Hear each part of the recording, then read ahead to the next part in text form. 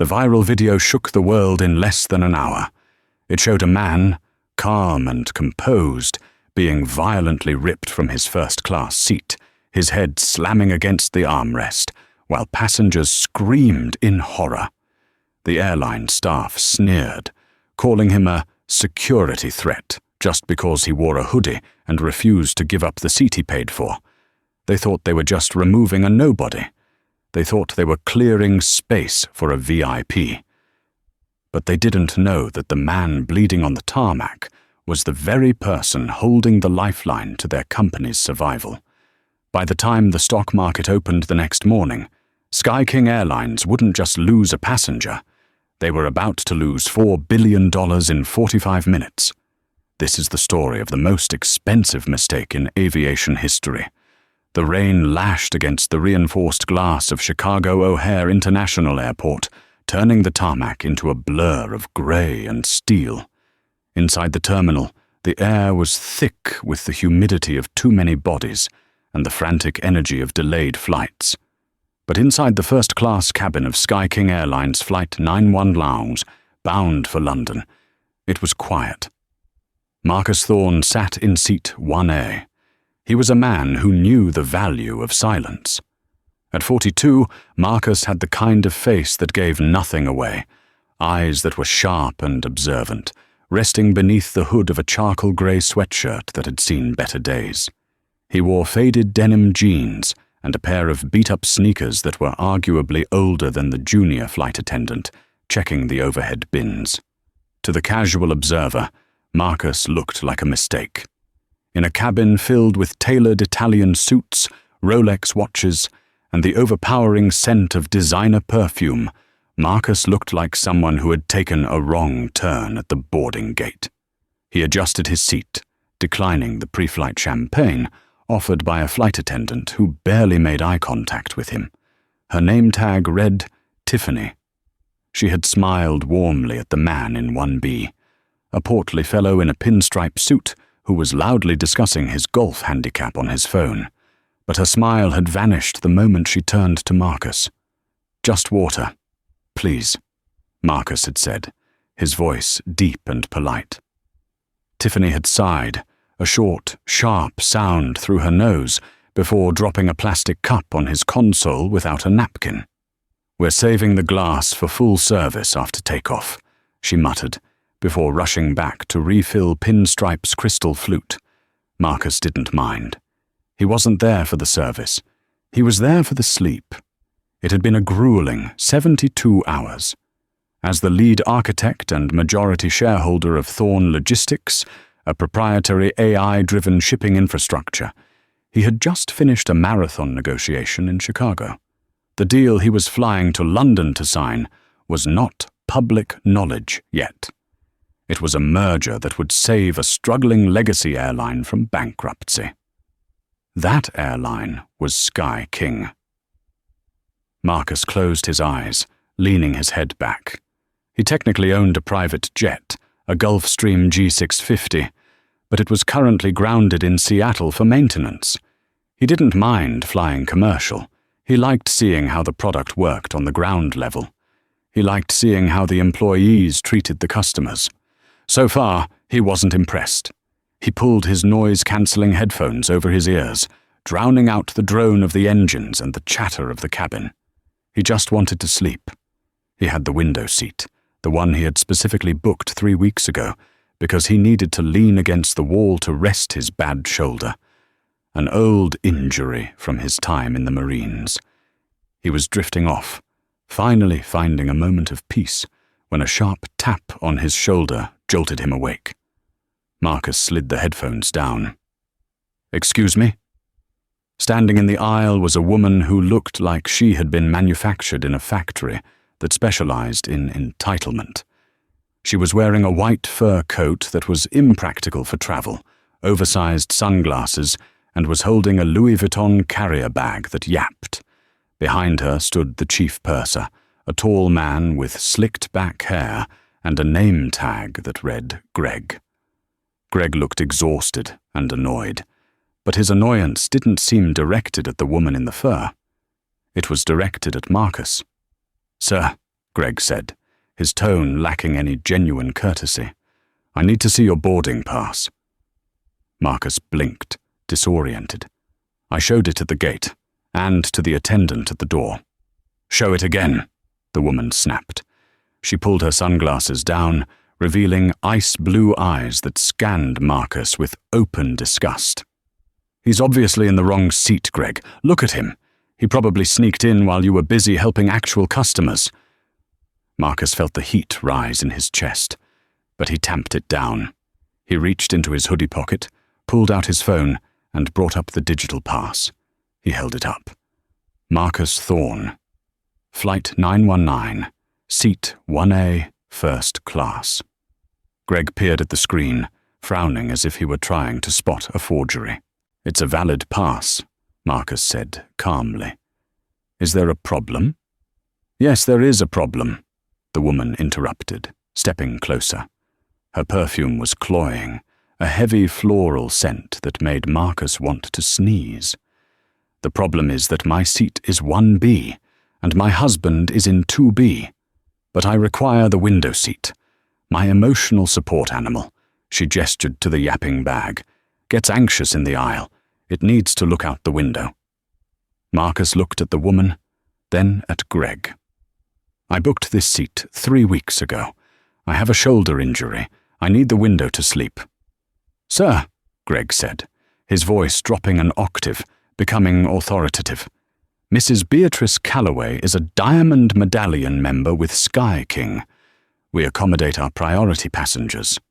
"I paid full fare for this ticket," Marcus said, his voice steady. "I'm not moving." Beatrice Calloway let out a dramatic gasp, turning to the other passengers. "Can you believe this? He's refusing to help a distressed animal, and look at him. He makes the whole cabin feel unsafe." The man in the pinstripe suit in 2A chimed in, not looking up from his phone. "Just move, buddy. Let the lady have the seat. Go back to coach where you belong." Marcus looked at Greg. "I'm not moving to coach. I'm not moving at all." Greg straightened his blazer. "Sir, I'm asking you politely. Move to seat 24C. It's an economy plus seat. We will give you a voucher for $50. $50? Marcus almost laughed. The ticket had cost him $6,000. "No." Greg's face hardened. "If you don't cooperate, I will have to classify this as a disturbance." "A disturbance?" Marcus asked, incredulous. "I am sitting in the seat I paid for. She is the one standing in the aisle shouting." "I am not shouting," Beatrice shrieked. "I am being threatened. Greg, he's threatening me. I feel threatened." "Sir," Greg said, louder now, ensuring the whole cabin could hear, "you are upsetting the other passengers. Grab your bag and follow me to row 24. Now." "No," Marcus said. He put his headphones back on. It was a gamble, a test. He wanted to see how far they would go. He wanted to see if Sky King, the company he was about to pour $2 billion into, was rotten to the core. Greg reached out and yanked the headphones off Marcus's head. The plastic snapped. "That," Greg hissed, "was a mistake." Marcus looked at his broken headphones. Then he looked up at Greg. The calm in Marcus's eyes was gone, replaced by a cold, dark intensity. "You're right, Greg," Marcus whispered. "You just made a very big mistake." The atmosphere in the cabin shifted instantly. The snapping of the headphones was a violent act, a crossing of the line. Several passengers in the rows behind stopped what they were doing. A young teenager in row 3, sensing the drama, subtly lifted his phone, angling the camera through the gap in the seats. "You just destroyed my property," Marcus said, his voice dangerously low. "I am enforcing flight safety protocols," Greg shouted, his face flushing red. He was losing control of the narrative, and he knew it. He needed to assert dominance quickly. "You are failing to comply with crew instructions. That is a federal offense. Your instruction was for me to give up a seat I legally purchased because this woman," Marcus gestured to Beatrice, "prefers the view." That is not a safety protocol. That is preferential treatment based on bias. Don't you dare talk about bias to me, Beatrice yelled. My husband is personal friends with the Vice President of Operations. Do you know who you're dealing with? I don't care who you are, Marcus said, and I don't care who your husband knows. Get the manager, Beatrice commanded Greg. Get Bradford down here, now. Greg nodded, glaring at Marcus. Stay right there. I'm not going anywhere, Marcus said dryly. That's the whole point. Greg stormed up the jet bridge toward the gate desk. Beatrice remained standing over Marcus, clutching her dog bag. The dog, a small white poodle mix, was now barking rhythmically. You're going to jail, Beatrice sneered, leaning down so only Marcus could hear. You think you can just walk onto a plane like this, looking like a thug, and sit next to decent people? We know you don't belong here. Marcus looked at her. He saw the fear behind her aggression. It was the fear of equality, the fear that money and status might not always buy your way out of basic decency. Mrs. Calloway, Marcus said, I'm going to give you one chance to sit down in your assigned seat and let this go. If you escalate this, you are going to regret it for the rest of your life. Beatrice laughed, a shrill, brittle sound. Is that a threat? It's an advisory, Marcus replied. Moments later, the heavy thud of footsteps came down the aisle. Greg returned, trailing a man who looked like a bulldog in a cheap polyester suit. His ID badge swung from his neck. Bradford Haynes, terminal manager. Bradford was sweating. He had a flight delayed by 20 minutes, a mechanical issue on another gate, and now this. He took one look at the scene. The wealthy, fur-clad Beatrice Calloway standing indignant, and the black man in a hoodie sitting in 1A. To Bradford, the math was simple. Calloway meant money. The guy in the hoodie meant trouble. What's going on here? Bradford demanded, his voice booming. He's refusing to move, Bradford, Beatrice cried, playing the victim perfectly. He threatened me, and he physically intimidated Greg. Bradford turned his watery eyes onto Marcus. Is this true? Check the cameras, Marcus said, pointing to the small lens above the cockpit door. Or ask the other passengers. I haven't left my seat. Greg broke my headphones. Bradford didn't look at the camera. He didn't ask the passengers. He looked at his watch. Sir, I don't have time for a debate. The captain wants to push back. You are delaying this flight. You are disrupting the operation of this aircraft. I am sitting in my seat, Marcus repeated, his patience thinning. I am the only one calm here. We have a policy, Bradford lied smoothly. Sky King reserves the right to reassign seating for operational needs. We need seat 1A. You have been reassigned to 24C. Why? Marcus asked. Why do you need 1A specifically? Operational necessity, Bradford stonewalled. Now grab your bag. If you don't walk off this plane on your own 2 feet, I will have law enforcement drag you off. Marcus looked at Bradford. He saw the prejudice in the man's eyes, the assumption that Marcus was nobody, that he had no recourse, that he couldn't afford a lawyer, let alone fight a corporation. Marcus slowly reached into his pocket. Hands where I can see them, Bradford shouted, jumping back. Marcus moved slowly, pulling out a sleek black business card. It was heavy, made of metal. It had no phone number, just a logo, a stylized T, and a name, Marcus Thorne, CEO, Thorne Logistics. He held it out to Bradford. Call your CIO, Arthur Pendleton, Marcus said. Tell him you are about to kick Marcus Thorne off his plane. Ask him if that's a good idea. Bradford didn't even look at the card. He slapped Marcus's hand away. The metal card clattered to the floor. I don't care if you're the King of England, Bradford spat. You're off this flight. He turned to Greg. Call airport police. Tell them we have a hostile passenger refusing to deplane." Marcus watched the card lying on the blue carpet. He didn't pick it up. "Okay," Marcus said softly. "You made your choice." The arrival of the airport security officers was not subtle. 3 of them boarded the plane, bulky men in tactical vests, their hands resting near their belts. They weren't the actual police. They were a contracted security firm known for being rough, underpaid, and undertrained. The lead officer, a man named Kowalski, looked at Bradford. "This the guy?" "That's him," Bradford said, crossing his arms. "Trespassing. Disturbing the peace. Refusing a direct order from the flight crew." Kowalski loomed over Marcus. "All right, buddy. Let's go. Don't make this hard." "I have done nothing wrong," Marcus said, gripping the armrests. "I have a ticket. I have rights." "Your ticket is a contract," Kowalski droned, reciting a script.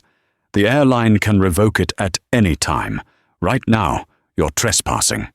"I'm not leaving," Marcus said. Kowalski nodded to the other 2 officers. "Grab him." It happened fast. The officer on the left grabbed Marcus's arm. The bad one, the one with the torn rotator cuff from his service days. He wrenched it upward. Marcus let out a guttural yell of pain. "My shoulder! Watch the shoulder!" "Stop resisting!" the officer screamed, twisting the arm harder. "I'm not resisting," Marcus gritted out, pain blinding him. The second officer grabbed Marcus by the neck of his hoodie. They yanked him forward. Marcus's seatbelt was still fastened. The force of the pull slammed his upper body back against the seat, then forward again as the belt dug into his waist. "Unbuckle him!" Kowalski shouted. Beatrice Calloway was watching with a satisfied smirk, holding her phone up, recording the justice being served. But behind her, the phone in row 3 was also recording, and the phone in 2A and 4C. The officer fumbled with the buckle, clicked it open, and then both men heaved. They dragged Marcus out of the seat like a sack of meal. His legs hit the aisle armrest. His head cracked against the overhead bin as they lifted him. "Hey, easy!" a woman in row 4 shouted. "He's not fighting back! Stay back!" Greg the purser yelled at the passengers. "This is a security matter." They didn't let Marcus walk. They dragged him. One officer had him by the wrists, pulling his arms high behind his back, a move designed to inflict maximum pain compliance. The other had him by the back of his jeans. Marcus's glasses fell off. His shoe scraped along the floor, coming loose. They hauled him down the narrow aisle of the first-class cabin. As they passed Beatrice, she audibly scoffed. Finally! They reached the aircraft door. The jet bridge floor was uneven. The officers didn't care. They threw him forward. Marcus stumbled, unable to catch himself with his wrenched arms, and hit the metal wall of the jet bridge face first. Blood burst from his nose. "Get up!" Kowalski barked, kneeing him in the thigh. Marcus lay there for a second, the taste of copper in his mouth, the throb in his shoulder, agonizing. He looked up. Bradford Haynes was standing over him, smiling. "Next time," Bradford sneered, "buy a ticket on a bus. That's where you belong." Marcus spat a mouthful of blood onto the floor. He looked at Bradford, memorizing his face. He memorized the badge number of the officer. He memorized the look of triumph on Greg's face. He slowly stood up, his hands shaking, not from fear, but from adrenaline. "You have no idea," Marcus whispered, his voice thick with blood. "What you just started. Get him out of here." Bradford waved his hand. As they marched Marcus up the jet bridge toward the holding cell, his phone, which he had managed to keep gripped in his hand, buzzed. It was a notification from his assistant. Subject: merger meeting. Message: "The board is ready for you tomorrow at 9 Wars AM. Mr. Pendleton is eager to close the deal." Marcus wiped his nose on his sleeve. There would be a meeting tomorrow, all right. but it wasn't going to be the one Arthur Pendleton was expecting. The holding cell at O'Hare Airport was cold, smelling faintly of bleach and despair. Marcus sat on a metal bench, holding a bag of ice against his shoulder. His lip was swollen and dried blood crusted beneath his nose. They had charged him with trespassing and resisting arrest. They had taken his phone, his belt, and his shoelaces. He was treated like a common criminal. But outside those concrete walls, the world was catching fire. It started with a user named Leo Horstuck the Lion 929. The teenager in seat 3A hadn't just recorded the incident. He had live-streamed it to TikTok. He titled the video, "Sky King Breaks Passenger's Face for No Reason." In the first 10 minutes, it had 500 views. By the time Marcus was being booked, it had 50,000. By the time Marcus was sitting in the cell, it had hit 4 million. The video was damning. It showed everything. It showed the calm Marcus sitting in his seat. It showed Beatrice Calloway screeching about her dog. It showed Greg the purser sneering. And most crucially, it showed the moment Marcus was brutally slammed face first into the jet bridge wall while handcuffed. The internet detectives went to work. Within an hour, they had identified Beatrice Calloway. They found her Instagram, filled with photos of her charity work and her husband's yacht. The comment section turned into a war zone. But the real bombshell dropped when a financial journalist in New York, scrolling through Twitter, paused on the video. He squinted at the man in the hoodie. He replayed the part where the man tried to hand the manager a metal business card. The journalist zoomed in. He took a screenshot. He ran it through facial recognition software. His coffee cup dropped from his hand. He immediately tweeted, "Sky King Airlines just beat up Marcus Thorne, the Marcus Thorne, the man rumored to be buying their debt tomorrow. RIP your stock price." That tweet was the match that lit the powder keg. Back in the holding cell, the heavy metal door creaked open. A different police officer walked in. This wasn't the grunt work security. This was the station commander, a man with grey hair and a look of absolute terror on his face. He was holding Marcus's shoes and his phone. "Mr. Thorne," the commander said, his voice trembling slightly. "There seems to have been a catastrophic misunderstanding." Marcus didn't stand up. He just looked at the man. "Is there?" "The charges have been dropped," the commander said, rushing forward to unlock the cell. "The airline withdrew the complaint. The district attorney called me personally. Sir, you are free to go. We can have a car take you to the hospital immediately." Marcus stood up slowly, wincing as his shoulder popped. He took his phone. It was vibrating non-stop. 400 missed calls, 2,000 emails. "I don't need a hospital," Marcus said, his voice raspy. "I need my suit." "Your suit, sir?" "My checked luggage," Marcus said. "Get it off the plane. I have a meeting in the morning." "Sir," the commander said, "the plane took off. It's halfway to London." Marcus let out a low, cold laugh. "Of course it is." He looked at the commander. "Then I need to make a call to my pilot. Get my jet ready. I'm going back to New York. The meeting has been moved." "Moved?" "Yes," Marcus said, stepping out of the cell and into the harsh hallway light. "They think the meeting is about saving their company. I need to be there to tell them it's actually an execution the next morning." 8:55 a.m., Sky King Global Headquarters, New York City. The boardroom on the 50th floor was a fortress of glass and mahogany. The view of the Manhattan skyline was breathtaking, symbolizing the height of corporate power. But inside the room, the air was thin and panicked. Arthur Pendleton, the CEO of Sky King, paced the length of the room. He was a man who had inherited the airline from his father and had spent 10 years running it into the ground. He needed this merger. Without Thorne Logistics' capital injection, Sky King would be insolvent by Friday. Why isn't he answering his phone? Arthur snapped at his assistant. I don't know, sir, the assistant stammered. We've tried his office. We've tried his personal line. It goes straight to voicemail. Around the long table sat the board of directors, 12 men and women in expensive suits, looking nervous. Maybe he got cold feet, one board member suggested. The fuel prices are up. He won't back out, Arthur insisted, wiping sweat from his forehead. Thorne is a shark, but he wants our transatlantic routes. He needs us. Arthur didn't know about the video. He had been in meetings with lawyers all night, his phone off, preparing the merger documents. His PR team had been trying to reach him for 3 hours, but his secretary had been instructed. No interruptions until the deal is signed. At 9:00 a.m. sharp, the double doors to the boardroom didn't open. 9:05 a.m. Silence. 9:10 a.m. Arthur slammed his hand on the table. Where the hell is he? Then the elevator dinged in the hallway.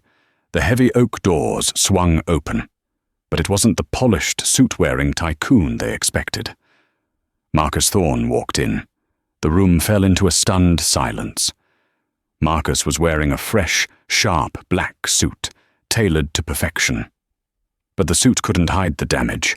His left arm was in a black medical sling. His lip was swollen and purple. A dark bruise bloomed across his cheekbone, and there was a distinct cut across the bridge of his nose. He looked like he had been in a street fight. And he looked furious. He didn't say a word. He walked to the head of the table, opposite Arthur. He didn't sit down. He threw a file folder onto the mahogany table. It slid across the surface and stopped right in front of Arthur. Marcus? Arthur asked, his voice wavering. My God, what happened to you? Were you in a car accident? Marcus stared at him. The silence stretched, heavy and suffocating. No, Arthur, Marcus said. His voice was calm, but it carried a weight that made the water in the glass pitchers tremble. I wasn't in a car accident. I was on Sky King Flight 919. Arthur blinked, confused. I don't understand. You flew commercial. Why didn't you tell us? We would have rolled out the red carpet. Oh, you rolled out something all right, Marcus said. You rolled out the airport police. Marcus reached into his pocket and pulled out a remote clicker. He pointed it at the giant presentation screen behind Arthur. I think you should see the red carpet treatment your staff gave me. Marcus clicked the button. The screen flickered to life. It wasn't a PowerPoint about profit margins. It was the shaky, vertical footage from Leo the Lion 99. The sound filled the acoustic-proof room.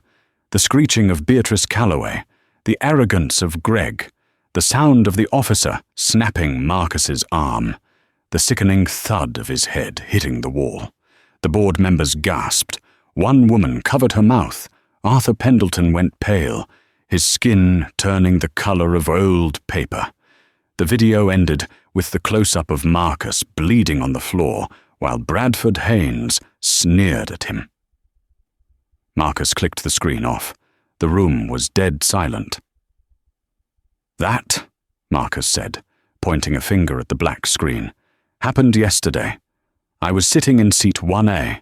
I was coming here to give you $2 billion. I was coming here to save your jobs. He leaned forward, his eyes locking onto Arthur's. Your terminal manager, Bradford Haynes, told me I belonged on a bus. Your chief purser destroyed my property, and your diamond passenger called me a thug. Marcus, Arthur stammered, his hands shaking. We didn't know. We can fix this. We will fire them, all of them. We will issue a public apology. We will give you free flights for life. Free flights? Marcus laughed. It was a terrifying sound. Arthur, I don't want free flights. I own my own jets. He tapped the file folder in front of Arthur. That folder contains the merger agreement we were supposed to sign today.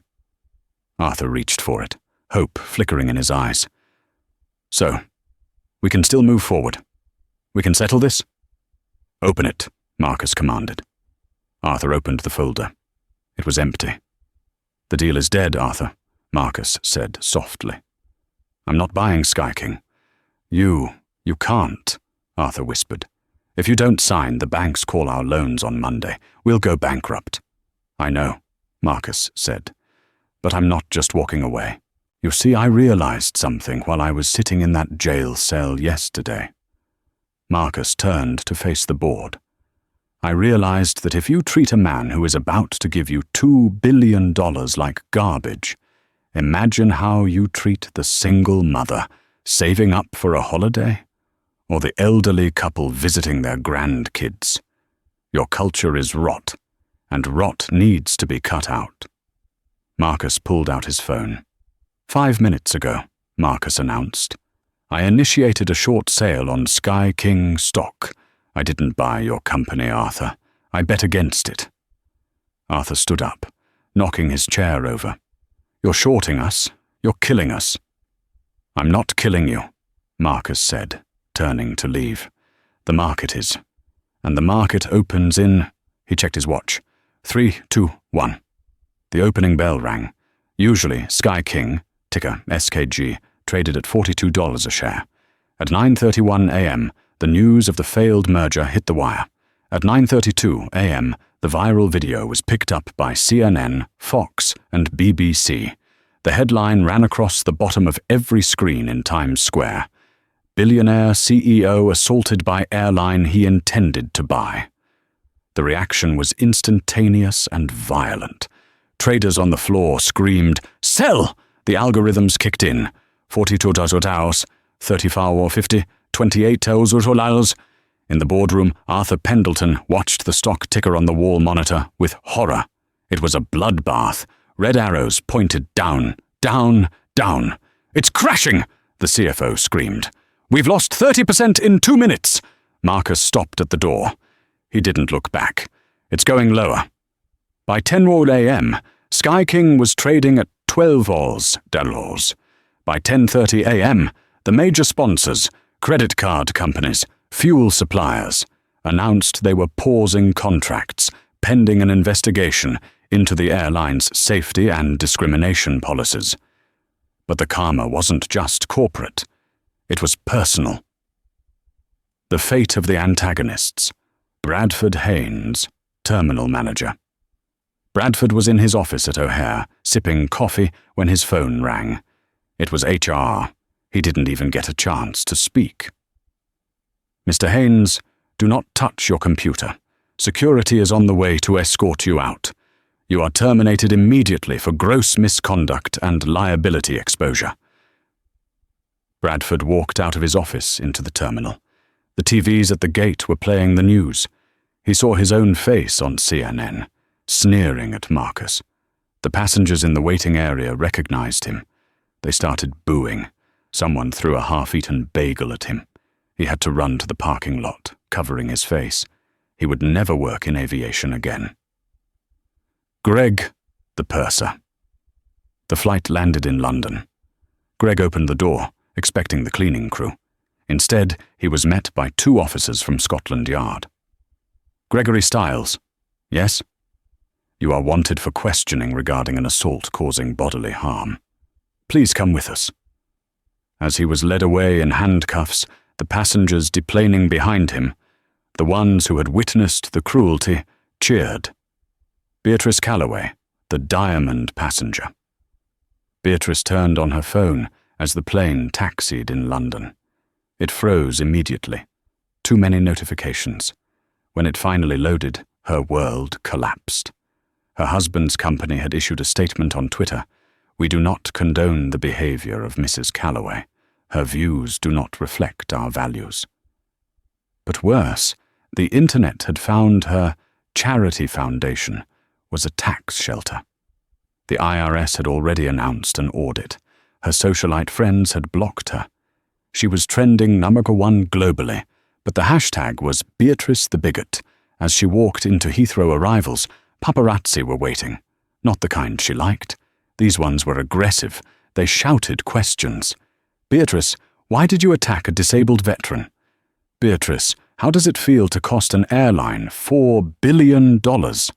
She tried to hide behind her fur coat, but there was nowhere to hide. Back in the boardroom, it was 11:02 a.m. Sky King stock was at $40.50. It was now a penny stock. The company had lost $4 billion in market cap in less than 2 hours. Arthur Pendleton sat in his chair, weeping. He was ruined. His family legacy was ash. Marcus Thorne stood in the lobby of the building, watching the ticker on his phone. He had made a profit of $300 million on the short sale in one morning. He dialed a number. Thorne Logistics Charity Division. A voice answered. "This is Marcus," he said.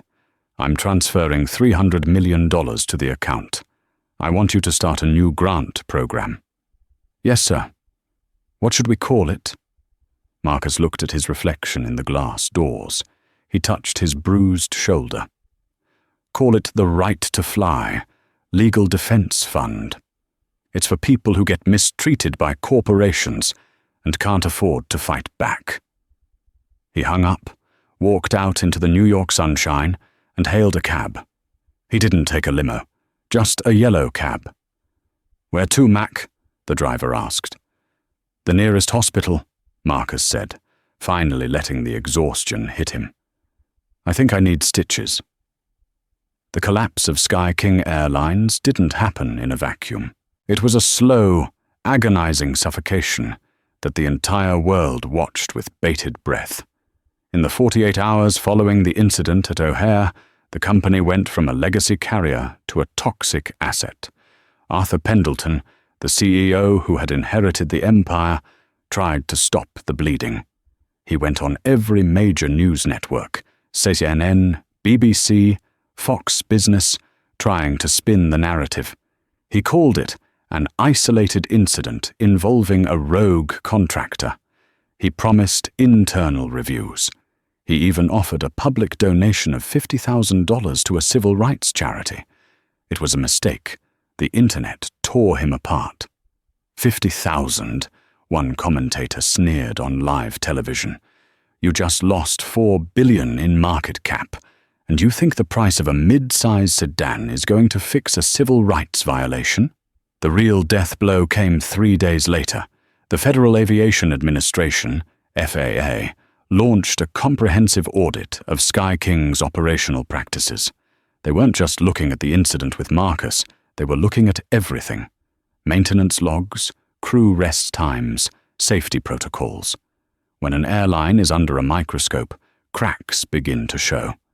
They found that Sky King, in an effort to save money for executive bonuses, had been cutting corners on safety checks for their landing gear. The fleet was grounded. That was the end. 7 days after Marcus Thorne was dragged off Flight 919, Sky King Airlines filed for Chapter 7 liquidation. It wasn't a restructuring, it was a funeral. The headquarters in New York, once a bustling hive of arrogance and power, became a ghost town. Employees were seen leaving the building with cardboard boxes, some weeping, others furious. But they didn't blame the economy, and they didn't blame the fuel prices.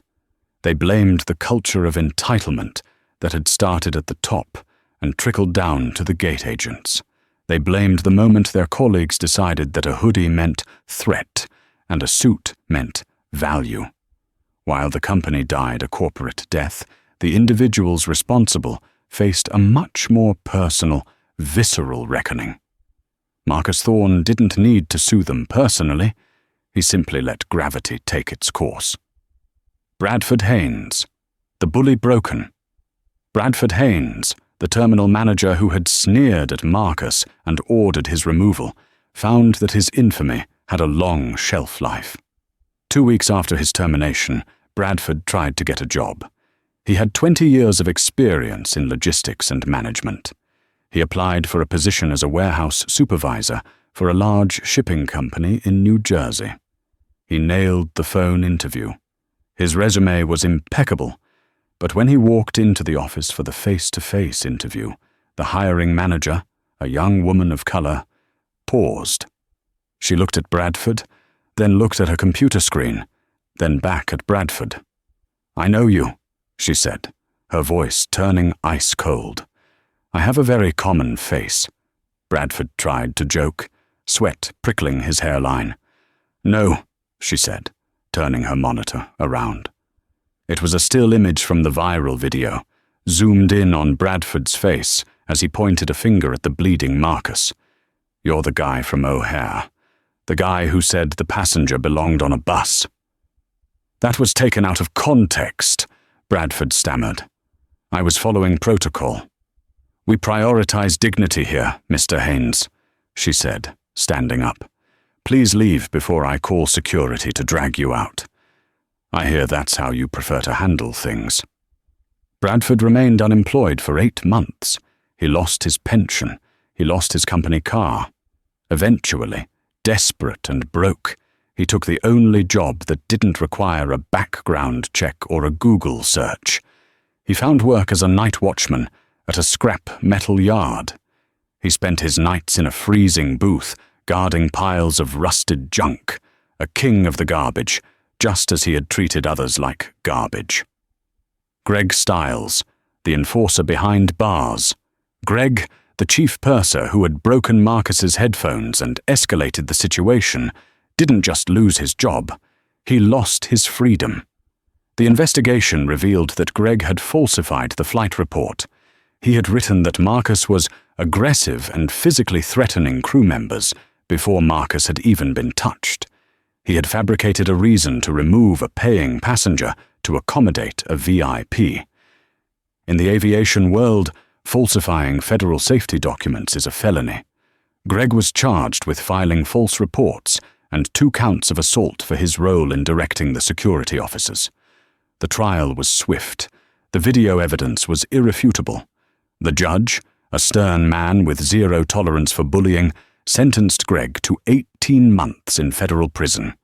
The man who had prided himself on his tailored uniform and his power over passengers now wore an orange jumpsuit that didn't fit, in a place where he had no power at all. Beatrice Calloway, the social exile. But the hardest fall belonged to Beatrice Calloway, the woman in the white fur coat, the woman who believed her husband's money made her untouchable. She learned very quickly that money is fluid, but reputation is solid.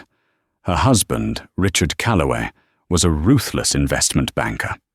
When the scandal broke, his firm's clients began to pull their money. They didn't want to be associated with the racist of Row 1. Richard was a man who loved his money more than his wife. 10 days after the incident, Beatrice came home from a spa day, where the staff had refused to serve her, to find the locks changed on their penthouse. A process server was waiting in the lobby with divorce papers. Richard didn't just divorce her, he destroyed her. He used the morality clause in their prenuptial agreement, citing that her public behavior had caused irreparable damage to his business assets. He cut her off without a cent. Beatrice Calloway, the woman who demanded a window seat for her dog, found herself living in a studio apartment in Queens, selling her designer handbags on eBay to pay for groceries. One rainy Tuesday, a year later, she was waiting for a bus. She didn't have a car anymore. A luxury SUV drove past, splashing dirty puddle water all over her coat, a cheap knockoff she had bought at a thrift store. She stood there, wet, cold, and alone, and for a fleeting second, she remembered the man in the hoodie she had looked down upon. She realized, with a sinking feeling in her gut, that she was now exactly where she had told him he belonged. While the villains of the story faded into misery, Marcus Thorne did not rest. He healed. His shoulder required surgery and 4 months of physical therapy, but he used that time to think. He realized that destroying Sky King wasn't enough. Destruction leaves a void. He needed to build something to fill it. Using the massive profits from his short position against Sky King, combined with his own capital, Marcus launched a hostile takeover of the defunct airline's assets. He bought the planes. He bought the gate slots. But he didn't buy the brand. He launched Apex Air. The launch was quiet. No Super Bowl commercials, no celebrity endorsements. Just a simple mission statement posted on their website. Humanity first, flight second. Apex Air was an experiment in corporate decency. 1. The single-class configuration. Marcus ripped out the first-class cabins from every plane in the fleet. He reconfigured the seating so that every single row had extra legroom. If everyone pays to get to the destination, Marcus told the press, everyone deserves to get there with their knees intact. 2. The Thorn Protocol. This was the most famous policy. It stated that once a passenger's ticket was scanned at the gate, that seat was their property for the duration of the flight. No bumping, no overbooking, no exceptions. 3. The employee ownership model. Marcus gave 20% of the company to the employees. The baggage handlers, the flight attendants, the mechanics, they all owned stock. When the company did well, they did well. The result was a staff that actually cared. They weren't just workers, they were partners. 1 year to the day of the incident, Marcus Thorn returned to Chicago O'Hare. The terminal had changed. The Sky King signage was gone, replaced by the sleek, deep Navy branding of Apex Air. The vibe was different, too. The tension that usually permeated airports, the shouting, the rushing, the anxiety, seemed dampened here. Marcus was dressed simply, as always. Jeans, sneakers, and a black zip-up hoodie. He walked with a slight stiffness in his left arm, a permanent reminder of the past.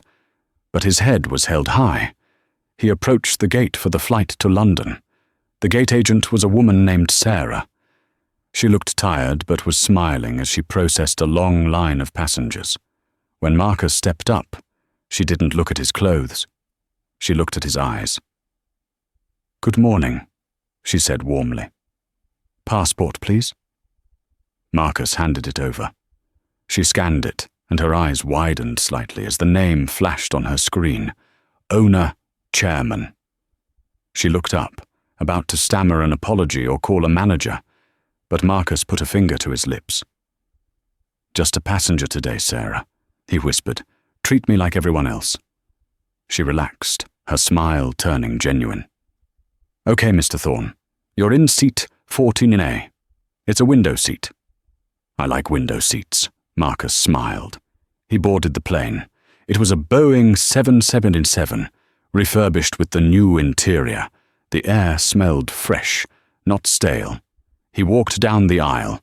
There were no curtains separating the rich from the poor. There were just people. He reached row 14. In seat 14B, the middle seat, sat a young teenager, maybe 18 years old. He was wearing an oversized hoodie, headphones around his neck, looking nervous. He was clutching a sketchbook. Marcus sat down in 14A. He noticed the boy's leg bouncing anxiously. "First time flying?" Marcus asked gently. The boy jumped slightly, then nodded. "Yeah. I'm going to art school in London. Scholarship. I've never been on a plane before. I'm kind of freaking out." Marcus saw himself in the kid. The uncertainty, the hope, the feeling of stepping into a world that might not want you. "You'll be fine," Marcus said. "The takeoff is the best part. It's when you leave everything heavy behind." A flight attendant walked by. A man named David. He stopped at their row.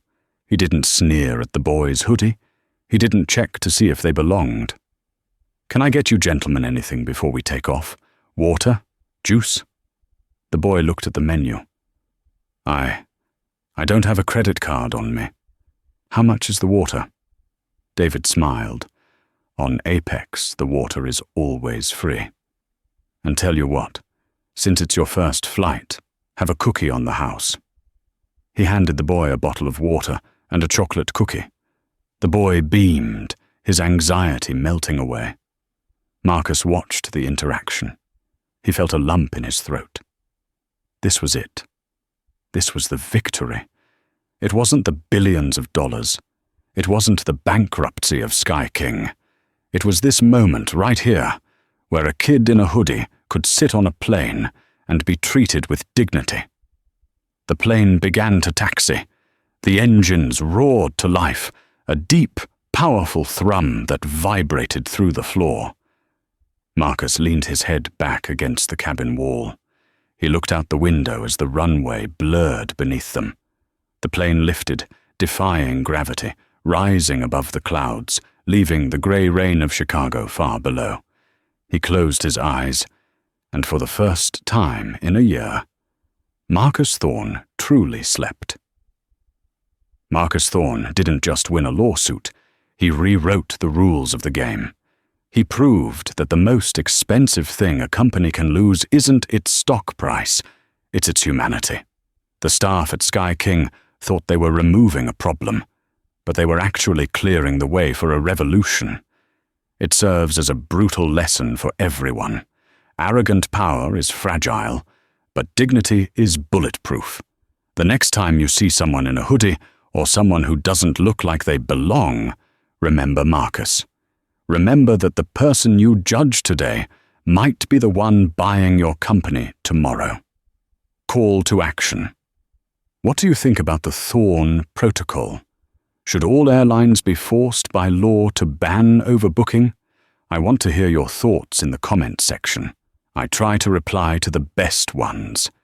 If this story gave you chills, please hit that like button. It tells YouTube to share this story with more people who need to see justice served. And if you haven't already, smash that subscribe button and turn on the notification bell. We have a massive story coming next week involving a corrupt landlord and a hidden lottery ticket that you do not want to miss. Thanks for watching.